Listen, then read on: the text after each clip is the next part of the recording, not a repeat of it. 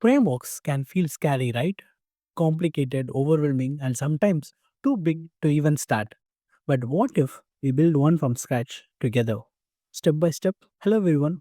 Welcome to the channel. This is our first episode of Selenium plus Java automation framework series. Instead of jumping into a polished framework, we will begin with the simplest, messiest script.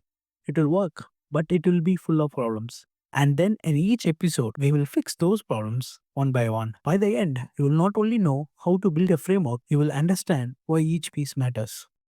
To run our Selenium automation, we only need few essentials. First is Java JDK, so we can write and run our Java programs. I have installed the Java. If you want a video for it, please let me know in the comment below. Second is Maven, our build tool, so we don't have to download the jar files manually. Third is an IDE.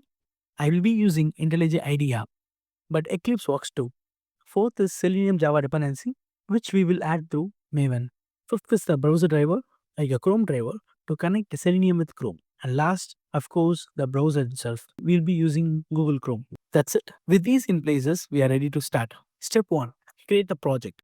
Inside the IntelliJ, I will be creating a new Maven project called Selenium Framework Demo. Maven will take care of managing dependency for us. So we'll be creating a Maven project. In the pom.xml file, I will add the Selenium Java dependency from the Maven central repo.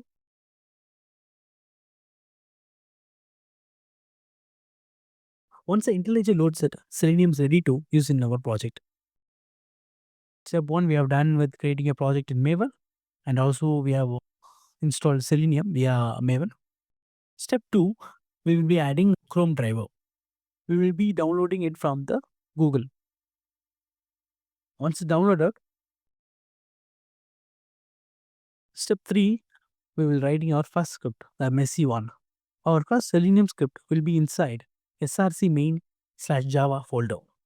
I will create a class called login test.java, and here's the code we will get started with. I'll be creating a main method. Inside the main method, I'll be creating the object of the driver. And using that object, I will launch the source.demo website. Then I'll be using thread.sleep for 2 seconds. And I'll be identifying the web element using driver.findElement by.id. Then I will be passing the values. Same goes for password. I will be finding and passing it. Then I will finding the element and using the click method. I will be clicking on the login. Then waiting for 3 seconds. And I'm using validation over here.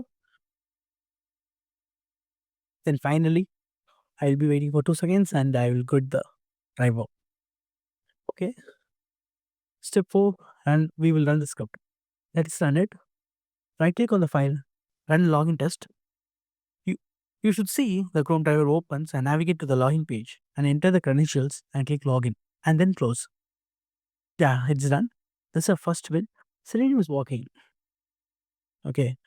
But if you look closer, the script actually is a mess. Here's why. The driver path is hard coded, the URL, the username, and the password are hard coded, the locators are scattered all over the place. Everything lives inside the main. There is no structure. And worst of all, we are using baits.